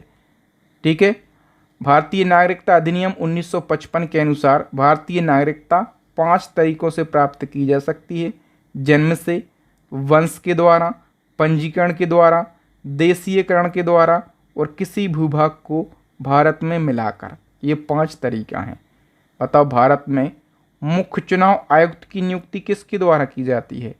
राष्ट्रपति के द्वारा मुख्य चुनाव आयुक्त यानी कि इलेक्शन कमिश्नर की नियुक्ति की जाती है। देखो, जो निर्वाचन आयोग है दोस्तों भारत का, इसका संविधान में प्रावधान कहाँ पर है? भाग 15 में अनुच्छेद 324 से 329 तक। और निर्वाचन आयोग की स्थापना कब हुई थी? 15 जनवरी 1950 को। इसलिए हम 25 जनवरी 1950 को, इसलिए हम 25 जनवरी को राष्ट्रीय मतदाता दिवस मनाते हैं।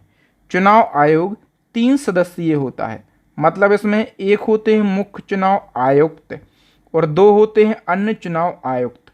इन तीनों की नियुक्ति राष्ट्रपति के द्वारा की जाती है। भारत के पहले मुख्य चुनाव आयुक्त थे सुकुमार सेन और मुख्य चुनाव आयुक्त बनने वाली पहली महिला वीएस रमा देवी हैं। ठीक है, नेक्स्ट क्वेश्चन है, किस अनुच्छेद में राष्ट्रपति की नियुक्ति संबंधी वर्णन है? अब राष्ट्रपति की नियुक्ति तो सभी को पता रहना जरूरी है। अनुच्छेद 52 में राष्ट्रपति की नियुक्ति संबंधी वर्णन किए गए हैं। लेकिन 53 में क्या है? तो 53 में है संघ की कार्यपालिका शक्ति राष्ट्रपति में निहित होगी। 54 में क्या है? राष्ट्रपति का चुनाव है 54 में। ठीक है, 61 में क्या है? तो 61 में जो है राष्ट्रपति के विरुद्ध महाभियोग की प्रक्रिया दी गई है अनुच्छेद 61 में। फिर बताओ, संविधान के किस अनुच्छेद में राष्ट्रपति के निर्वाचक मंडल के बारे में बताया गया है? तो अनुच्छेद 54 में निर्वाचक मंडल के बारे में बताया गया है। ठीक है, नेक्स्ट है, संविधान के उल्लंघन या अतिक्रमण के लिए राष्ट्रपति के विरुद्ध महाभियोग की कार्यवाही किसमें शुरू की जा सकती है? तो राष्ट्रपति के विरुद्ध महाभियोग की जो कार्यवाही है दोस्तों, वो संसद के किसी भी सदन में शुरू की जा सकती है। ठीक है, भारतीय संविधान में राष्ट्रपति के विरुद्ध महाभियोग की प्रक्रिया किस देश के संविधान से ली गई? महाभियोग की प्रक्रिया ये अमेरिका देश के संविधान से ली गई है। अनुच्छेद 61 में राष्ट्रपति के विरुद्ध महाभियोग की प्रक्रिया का वर्णन मिल जाता है। प्रत्येक वर्ष गणतंत्र दिवस 26 जनवरी के अवसर पर दिल्ली के कर्तव्य पथ पर कौन तिरंगा फहराते हैं? तो गणतंत्र दिवस पर कर्तव्य पथ पर तिरंगा फहराते हैं देश के राष्ट्रपति। देखो, मैं आपको बता दूं, गणतंत्र दिवस यानी कि 26 जनवरी को देश के राष्ट्रपति कर्तव्य पथ नई दिल्ली पर झंडा फहराते हैं। वहीं हम बात करें स्वतंत्रता दिवस यानी कि 15 अगस्त को, तो 15 अगस्त को देश के प्रधानमंत्री लाल किले नई दिल्ली पर झंडा फहराते हैं। देखो, झंडा फहराना और ध्वजारोहण करना, इन दोनों में अंतर है। झंडा फहराना क्या होता है? ये गणतंत्र दिवस के अवसर पर होता है। इसमें क्या होता है? तिरंगे को पहले से ऊपर बांध कर रखा जाता है और रस्सी खींचने पर फूल गिर जाते हैं और तिरंगा लहराने लगता है। ये होता है झंडा फहराना। ध्वजारोहण स्वतंत्रता दिवस के अवसर पर ही होता है। इसमें रस्सी खींचने पर झंडा ऊपर की ओर जाता है, ये होता है ध्वजारोहण। दोनों में अंतर समझ गए? अब एक और बताओ, प्रत्येक वर्ष गणतंत्र दिवस यानी कि 26 जनवरी के अवसर पर भारत के विभिन्न राज्यों में कौन झंडा फहराते हैं? तो गणतंत्र दिवस पर राज्यों में वही सेम है। कौन? जैसे राष्ट्रपति करते थे वहाँ पर, अब यहाँ राज्यों में करेंगे राज्यपाल। और स्वतंत्रता दिवस पर कौन करेंगे? तो स्वतंत्रता दिवस पर करेंगे राज्यों के मुख्यमंत्री। नेक्स्ट क्वेश्चन है, लोकपाल शब्द का प्रयोग सर्वप्रथम किसने किया था? तो श्री लक्ष्मीमल सिंघवी ने सबसे पहले लोकपाल शब्द का प्रयोग किया। फिर नेक्स्ट क्वेश्चन इसी क्रम में, पहला लोकपाल बिल भारत की संसद में कब प्रस्तुत किया गया? पहला लोकपाल बिल दोस्तों 1968 में प्रस्तुत किया गया। लोकपाल बिल कई बार प्रस्तुत किए गए हैं। ठीक है, लेकिन बताइए कि लोकपाल बिल भारत की संसद में पारित कब हुआ? तो दोस्तों पारित हुआ 2013 में। सी ऑप्शन करेक्ट हो जाएगा। अब हम कंप्लीट डिटेल जान लेते हैं। देखो, लोकपाल शब्द का प्रयोग सबसे पहले 1963 में लोकसभा सदस्य श्री लक्ष्मीमल सिंघवी ने किया था। भारत की संसद में पहला लोकपाल बिल 1968 में प्रस्तुत किया गया और 1968 से 2011 के बीच में जो है लोकपाल बिल टोटल 8 बार संसद में प्रस्तुत किए गए लेकिन पारित नहीं हो सका। फिर 2011 में अन्ना हजारे के आंदोलन काफ़ी चर्चाओं में रहे। अन्ना हजारे के आंदोलन जो है ये मुद्दा बन गया। और दोस्तों लोकपाल और लोकायुक्त अधिनियम 2013 संसद में दिसंबर 2013 में पारित हुआ और 16 जनवरी 2014 को लागू हो गया। फिर 19 मार्च 2019 में भारत के प्रथम लोकपाल के रूप में पिनाकी चंद्र घोष को राष्ट्रपति के द्वारा नियुक्त किया गया। नेक्स्ट क्वेश्चन है, किस संशोधन अधिनियम के द्वारा लोकसभा सीटों की संख्या 525 से बढ़ाकर 545 कर दी गई? लोकसभा सीटें 525 से 545 किस संशोधन के द्वारा की गई? तो मैंने आपको शुरू में बताया था 31वां संशोधन 1973 के द्वारा। नेक्स्ट है, लोकसभा अध्यक्ष के पद का प्रावधान भारतीय संविधान के किस अनुच्छेद में किया गया है? तो दोस्तों अनुच्छेद 93 में जो है लोकसभा के अध्यक्ष और उपाध्यक्ष की नियुक्ति का प्रावधान किया गया है। बताओ भारत में लोकसभा अध्यक्ष पद की स्थिति किसके समान है? तो भारत में लोकसभा अध्यक्ष पद की स्थिति दोस्तों ये इंग्लैंड के हाउस ऑफ कॉमन्स के अध्यक्ष की तरह होती है। ये भी क्वेश्चन कई बार पूछा जाता है। नेक्स्ट क्वेश्चन है, हमारे देश का उल्लेख संविधान में किस नाम या फिर नामों से किया गया है? तो भारत के लिए कहा गया है इंडिया, अर्थात भारत राज्यों का संघ होगा। देखो हमारे देश के नाम की स्थिति की बात करें तो भारतीय संविधान का अनुच्छेद 1 जो है इसकी पहली लाइन में लिखा है कि इंडिया यानी भारत राज्यों का एक संघ होगा, यानी कि India that is Bharat shell will be union of state. बताइए निम्न में से कौन सा देश अपना स्वतंत्रता दिवस 15 अगस्त को नहीं मनाता? कौन सा देश है ऐसा दोस्तों? देखो बहरीन 15 अगस्त को मनाता है, उत्तर कोरिया मनाता है, दक्षिण कोरिया, लेकिन रूस 15 अगस्त को अपना स्वतंत्रता दिवस नहीं मनाता। देखो भारत अपना जो स्वतंत्रता दिवस है 15 अगस्त को मनाता है। भारत के अलावा 5 अन्य देश भी अपना स्वतंत्रता दिवस 15 अगस्त को मनाते हैं। कौन कौन से देश हैं? साउथ कोरिया, उत्तरी कोरिया, बहरीन और लिechtenstein और कांगो, ये 5 देश हैं। नेक्स्ट दोस्तों, विदेशी भूमि पर तिरंगा फहराने वाली या फिर वाला पहला भारतीय कौन है? तो इनका नाम है दोस्तों भीकाजी कामा। ठीक है, मैडम भीकाजी कामा जो हैं प्रमुख स्वतंत्रता सेनानी थीं। इन्होंने 21 अगस्त 1907 को जर्मनी के स्टटगार्ड शहर में एक अंतर्राष्ट्रीय समाजवादी सम्मेलन में भारतीय राष्ट्रीय ध्वज को फहराया था। ठीक है, नेक्स्ट हमारा क्वेश्चन है, भारतीय क्रांतिकारियों की माता किसे कहा जाता है? तो मैडम भीकाजी कामा को भारतीय क्रांतिकारियों की माता कहा जाता है। भारत का आधिकारिक दस्तावेज कौन सा है? तो श्वेत पेपर यानी कि वाइट पेपर भारत का आधिकारिक दस्तावेज है। भारत सरकार का कोई भी नोटिफिकेशन या फिर गजट जारी होता है तो उसे हम श्वेत पेपर यानी कि वाइट पेपर कहते हैं। बताइए इंडियन पुलिस एक्ट कब से लागू किया गया? तो दोस्तों ये लागू किया गया 1861 से। ठीक है, 1861 में और क्या हुआ था? तो भारत परिषद अधिनियम ये भी 1861 में ही लागू हुआ था। ठीक है, और 1860 में क्या हुआ था? 1860 में आईपीसी लागू हुई थी। ठीक है, पास हुई थी आईपीसी। 1860 में आईपीसी पास हुई थी और 1862 में आईपीसी को लागू किया गया था। नेक्स्ट क्वेश्चन है, सूचना का अधिकार अधिनियम यानी कि आरटीआई एक्ट 2005 किस तारीख को लागू हुआ?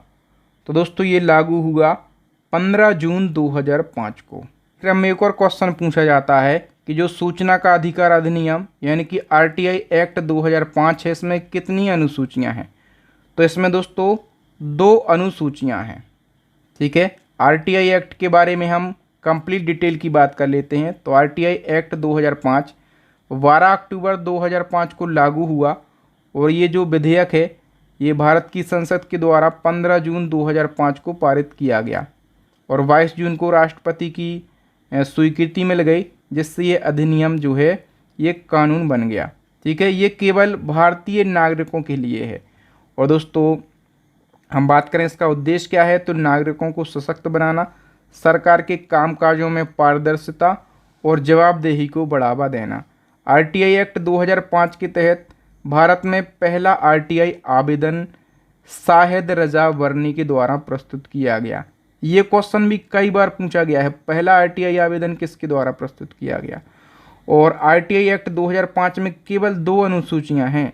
आरटीआई एक्ट का संशोधित रूप जो है 2011 में पारित किया गया, और सूचना का अधिकार अधिनियम पारित करने वाला दुनिया का पहला देश कौन सा है, तो ये है दोस्तों स्वीडन। ठीक है, नेक्स्ट हमारा क्वेश्चन है दोस्तों, सूचना का अधिकार अधिनियम पारित करने वाले पहले 2 राज्य कौन से हैं, तो इसका करेक्ट आंसर हो जाएगा दोस्तों, पहले 2 राज्य भारत के तमिलनाडु और गोवा हैं। तो सूचना का अधिकार अधिनियम पारित करने वाले पहले 2 राज्य तमिलनाडु और गोवा हैं। तमिलनाडु भारत का पहला राज्य था जिसने अपने राज्य में सूचना का अधिकार कानून का उपयोग किया। तमिलनाडु ने ये कानून 4 मई 1997 को पारित किया, और गोवा दूसरा राज्य है, गोवा ने ये कानून 31 जुलाई 1997 को पारित किया था।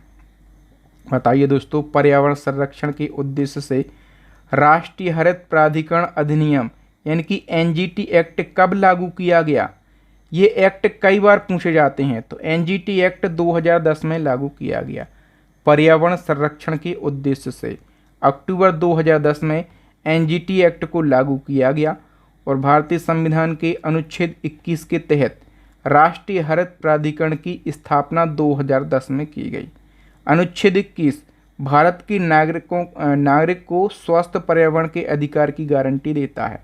ऑस्ट्रेलिया और न्यूजीलैंड के बाद भारत तीसरा ऐसा देश है जहां पर इस तरह की व्यवस्था है। नेक्स्ट क्वेश्चन है, नरेगा का नाम परिवर्तित करके मनरेगा कब किया गया। सबसे पहले तो नरेगा की स्थापना कब हुई, 2005 में, और इसका नाम नरेगा से मनरेगा किया गया 2009 में। ठीक है, देखो पूछा ही गया है अगला क्वेश्चन, नरेगा अधिनियम कब लागू हुआ, तो ये अधिनियम 2005 में लागू हुआ। नरेगा अधिनियम अगस्त 2005 में संसद के द्वारा पारित किया गया, 2 फरवरी 2006 को लागू किया गया, 2 अक्टूबर 2009 को नरेगा का नाम बदलकर मनरेगा किया गया, और मनरेगा योजना को अनुच्छेद 63 के तहत चलाया जा रहा है। ये अनुच्छेद भी आपको याद रखना है। ठीक है, इस योजना में क्या होता है, 100 दिन के काम की गारंटी दी जाती है, तथा ये गारंटी अनुच्छेद 41 के तहत दी जाती है। उत्तर प्रदेश में मनरेगा योजना के तहत दी जाने वाली मजदूरी 237 रुपये है। नेक्स्ट क्वेश्चन है, नवोदय विद्यालय समिति और केंद्रीय विद्यालय संगठन किस केंद्रीय मंत्रालय के तहत स्वायत्त निकाय हैं, तो नवोदय विद्यालय समिति और केंद्रीय विद्यालय संगठन ये शिक्षा मंत्रालय के अंतर्गत आते हैं। फिर बताओ दोस्तों, ये मोस्ट इम्पोर्टेंट क्वेश्चन है, ओबीसी वर्ग में क्रीमी लेयर की पहचान के लिए किस समिति की रिपोर्ट 1993 में स्वीकार की गई थी, तो करेक्ट आंसर हो जाएगा रामनंदन समिति की रिपोर्ट। अब हम डिटेल से जान लेते हैं। देखो, भारत सरकार ने ओबीसी यानी कि अन्य पिछड़ा वर्ग के भीतर उन लोगों की पहचान करने के लिए जो कि सामाजिक रूप से तो पिछड़े हैं लेकिन आर्थिक रूप से वो सक्षम हो गए हैं, तो ऐसे लोगों की पहचान करने के लिए रामनंदन समिति का गठन किया था 1992 में, और इस रामनंदन समिति ने 1993 में अपनी रिपोर्ट सरकार के समक्ष प्रस्तुत करी, और सरकार ने इन रिपोर्टों को मान लिया, और इन रिपोर्टों के आधार पर ओबीसी में क्रीमी लेयर बनाए गए। ठीक है, क्रीमी लेयर मतलब क्या है, तो ऐसे ओबीसी के व्यक्ति 18 लाख से ऊपर जो सालाना कमाते हैं, ठीक है, ऐसे ओबीसी परिवारों को क्रीमी लेयर में रखा जाता है, और यदि आप क्रीमी लेयर में आ गए तो आपको आरक्षण वगैरह का फिर लाभ नहीं मिलेगा। नेक्स्ट है, भारतीय संविधान के अनुच्छेद 80 के अनुसार राज्यसभा में सदस्यों की अधिकतम संख्या कितनी हो सकती है, तो अनुच्छेद 80 के अनुसार राज्यसभा में सदस्यों की अधिकतम संख्या दोस्तों 250 हो सकती है। भारतीय संविधान का अनुच्छेद 80 है। अनुच्छेद 80 के अनुसार राज्यसभा जो कि उच्च सदन है, इसमें अधिकतम सदस्य हो सकते हैं 250। वर्तमान में बात करें, वर्तमान में राज्यसभा सदस्यों की संख्या 245 है। 233 राज्यों और केंद्र शासित प्रदेशों से और 12 राष्ट्रपति नॉमिनेट करता है। इसी प्रकार दोस्तों, ये तो हमने राज्यसभा के बारे में पढ़ लिया। इसी प्रकार से लोकसभा के बारे में भी होता है। तो लोकसभा में अधिकतम सदस्यों की संख्या 552 निर्धारित की गई है 2026 तक, जब तक कि परिसीमन नहीं हो जाता। 552 में से अभी कितने हैं? अभी वर्तमान में लोकसभा में सदस्यों की संख्या है 543। 530 राज्यों से, 13 संघीय क्षेत्रों से, ठीक है। और 2 होते थे नॉमिनेट, मनोनीत होते थे ना 2, एंग्लो इंडियन। लेकिन अब एंग्लो इंडियन की जो मनोनयन की प्रक्रिया है ये समाप्त कर दी गई है। बताइए, संविधान के किस अनुच्छेद में संसद के गठन का उल्लेख है? तो संविधान में संसद के गठन का उल्लेख ये आर्टिकल 79 में किया गया है, ठीक है।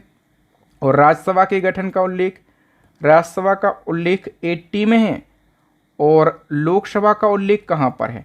लोकसभा का है 81 में, ठीक है। एक ट्रिक है, एक सरल सी ट्रिक है, मैं आपको बता देता हूँ। आपको एक शब्द लिखना है सरल। सरल से बन जाएगा आपका संसद। क्या बन जाएगा? संसद। और संसद है आर्टिकल 79 में। रा से बन जाएगा आपका क्या? राज्यसभा, ठीक है। राज्यसभा है आर्टिकल 80 में। ला से बन जाएगा आपका लोकसभा, ठीक है। तो लोकसभा है 81 में। तो ये 3 आर्टिकल बिल्कुल इजीली आपको याद हो जाएंगे। नेक्स्ट है, संसद का उच्च सदन राज्यसभा पहली बार कब गठित की गई थी? तो राज्यसभा का गठन दोस्तों 3 अप्रैल 1952 को किया गया था। यदि लोकसभा के द्वारा पारित धन विधेयक पर राज्यसभा कोई कार्रवाई नहीं करती है तो कितने दिनों के बाद यह पारित मान लिया जाता है? तो लोकसभा ने यदि धन विधेयक पारित कर दिया है, राज्यसभा 14 दिन के भीतर कोई कार्रवाई नहीं कर रही है, तो ये विधेयक जो है ये पारित मान लिया जाता है। देखो, संविधान का अनुच्छेद है 109 क्लॉज 1। इसके अनुसार जो धन विधेयक है ये केवल लोकसभा में ही पेश किया जा सकता है। यदि लोकसभा ने धन विधेयक को पारित कर दिया तो राज्यसभा जो है इसको भेजा जाता है। राज्यसभा के पास इसे पारित करने, सुझाव देने या कोई कार्रवाई नहीं करने के लिए अधिकतम 14 दिन का समय मिलता है। यदि 14 दिनों के भीतर राज्यसभा ने कोई कार्रवाई नहीं की तो ये विधेयक जो है यह स्वतः पास माना जाता है। धन विधेयक, इसका प्रावधान जो है अनुच्छेद 110 में किया गया है। बताओ, किसी भी विधेयक को धन विधेयक घोषित करने का निर्णय कौन लेता है? कोई विधेयक धन विधेयक है या फिर नहीं, इसका निर्णय लोकसभा अध्यक्ष के द्वारा लिया जाता है। भारत के नियंत्रक या महालेखा परीक्षक यानी कि सीएजी की नियुक्ति का प्रावधान किस अनुच्छेद में किया गया? अनुच्छेद 148 में सीएजी की नियुक्ति का प्रावधान किया गया। CAG full form comptroller and auditor general of India, Hindi में नियंत्रक एवं महालेखा परीक्षक। यह एक संवैधानिक पद है। इनकी नियुक्ति और शक्तियां संविधान के अनुच्छेद 148 में दी गई हैं, 148 से 151 तक। भारत के प्रथम सीएजी वी नरहरि राव थे और इनकी नियुक्ति राष्ट्रपति के द्वारा करी जाती है। भारत में सबसे पहले आदर्श आचार संहिता कब और कहाँ लागू की गई थी? तो आदर्श आचार संहिता 1960 में और सबसे पहले केरला में लागू की गई थी। आचार संहिता एक ऐसा नियम है जिसे चुनाव के समय राजनीतिक दलों और उम्मीदवारों के लिए बनाया गया है ताकि चुनाव जो हैं वो स्वतंत्र और निष्पक्ष हो सकें। भारत में सबसे पहले आचार संहिता 1960 में केरला राज्य के विधानसभा चुनाव में प्रयोग के तौर पर लागू की गई थी, ठीक है। प्रयोग के तौर पर लागू की गई, रिजल्ट अच्छा निकला, ठीक है।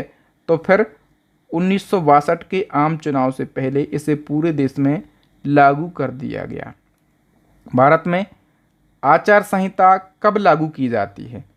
देखो, चुनावी तारीखों की जैसे घोषणा होती है उसके तुरंत बाद आचार संहिता लागू होती है। बताओ, संसद में शून्यकाल यानी कि 0 आवर का समय कब होता है? तो दोपहर 12 बजे से 1 बजे तक जो है ये शून्यकाल का समय होता है। तो संसद में 12 से 1 तक के समय को शून्यकाल कहा जाता है। ये वह समय होता है जब सांसद बिना किसी पूर्व सूचना के कोई भी जनहित का मुद्दा उठा सकते हैं। ये समय सवाल पूछने का या किसी बहस के लिए नहीं, बल्कि तत्काल सार्वजनिक मुद्दों को उठाने के लिए होता है। बताइए भारत के भी कौन कौन से राज्य हैं जहां लोकसभा सीटों की संख्या केवल 2 है। तो देखो ऐसे राज्य कौन कौन से हैं। गोवा है, त्रिपुरा है, अरुणाचल प्रदेश है और मेघालय है और मणिपुर। ये 5 राज्य ऐसे हैं जहां केवल लोकसभा सीटों की संख्या कितनी है, 2 है। बताओ भारत में इनमें से किसे पदच्युत करने के लिए महाभियोग की प्रक्रिया लागू नहीं होती। देखो भारत के मुख्य न्यायाधीश को हटाना है, महाभियोग के द्वारा हटाएंगे। उपराष्ट्रपति भी महाभियोग के द्वारा हटाया जाता है और उच्चतम न्यायालय के जो न्यायाधीश होते हैं इनको भी महाभियोग की प्रक्रिया के द्वारा हटाया जाता है। लेकिन प्रधानमंत्री को कैसे हटाया जा सकता है। प्रधानमंत्री यदि लोकसभा में बहुमत आपने खो दिया तो आपको भैया इस्तीफा देना पड़ेगा। ठीक है। बताइए भारत के सुप्रीम कोर्ट के किस न्यायाधीश को राज्य अधिकारों का चैंपियन कहा जाता है। राज्य अधिकारों का चैंपियन दोस्तों ये कहा जाता है जस्टिस के सुब्बा राव के लिए। ए ऑप्शन करेक्ट हो जाएगा। देखो दोस्तों जस्टिस के सुब्बा राव भारत के 9वें नंबर के मुख्य न्यायाधीश थे। इन्होंने अपने कार्यकाल में संघीय ढांचे और राज्यों के अधिकारों पर जोर दिया, इसलिए इनको राज्य अधिकारों का चैंपियन कहा जाता है। सुप्रीम कोर्ट की हम बात करें तो सुप्रीम कोर्ट भारत की सर्वोच्च न्यायपालिका है और अनुच्छेद 124 से अनुच्छेद 147 तक सुप्रीम कोर्ट से संबंधित हैं। सुप्रीम कोर्ट की स्थापना 28 जनवरी 1950 को की गई थी। हेडक्वार्टर नई दिल्ली में है। टोटल न्यायाधीश होते हैं 34। एक होता है मुख्य न्यायाधीश और 33 होते हैं अन्य न्यायाधीश।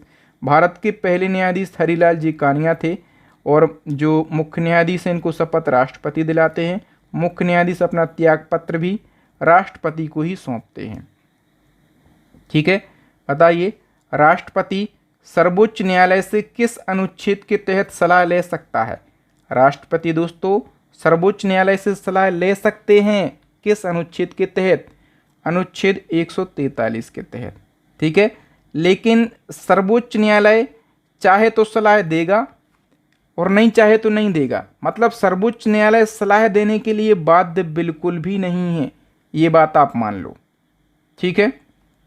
नेक्स्ट क्वेश्चन है भारत के किन शहरों में उच्च न्यायालयों की स्थापना सबसे पहले की गई थी। तो सबसे पहले दोस्तों कलकत्ता, मुंबई और मद्रास में हाई कोर्ट की स्थापना की गई थी। भारत में सबसे पहले उच्च न्यायालयों की स्थापना ब्रिटिश शासनकाल में 1861 के समय इंडियन हाई कोर्ट एक्ट के तहत की गई थी और सबसे पहले 3 उच्च न्यायालय स्थापित किए गए। कलकत्ता उच्च न्यायालय 1 जुलाई 1862, बॉम्बे उच्च न्यायालय 14 अगस्त 1862, मद्रास उच्च न्यायालय 15 अगस्त 1862 को। इसी क्रम में एक और पूछ लिया जाता है दिल्ली उच्च न्यायालय। दिल्ली उच्च न्यायालय की स्थापना किस वर्ष हुई थी। 1966 में दिल्ली उच्च न्यायालय की स्थापना हुई थी।